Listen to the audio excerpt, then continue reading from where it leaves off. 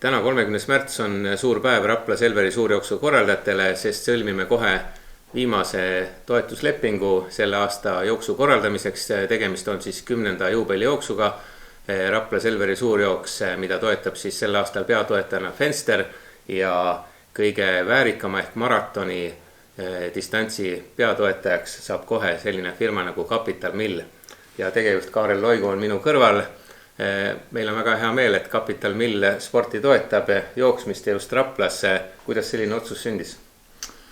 No sporti toetada on ikkagi hea ja auasi ja Rapla jooks on ikkagi väga tegija jooks. Ja sellest lähtuvalt oligi niimoodi, et paneme oma õla alla.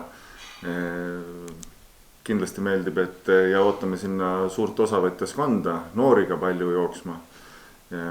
Lisaks veel jooksmisele meil on ka, sport on meie majas ka auses ja toetame teisi spordialasid ka niimoodi, et eriti just nagu fookusega noortespordile niimoodi, et sellised asjad on nagu olulised ja tähtsad ja viivad ühiskonda edasi.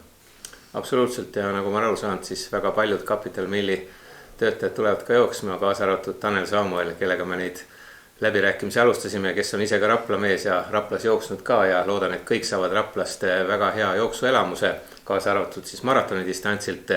Aga Raplaga seoses öeldakse, et Rapla on selline koht, mis varsti Tallinnaga läheb kokku, et kindlasti on teil sellega seoses ka mingid kaugemad plaanid, et Raplas ka oma põhitegevusega tegeleda. No ega nii see on, et aga ärme rutta asjadest ette, et jah, meil on teatud ambitsioonid, huvid, ärihuvid ka Raplaga seoses, aga nendest asjadest vast täpsemalt räägime mõnevõrra hiljem, võib-olla ka siis, kui on maratonipäev.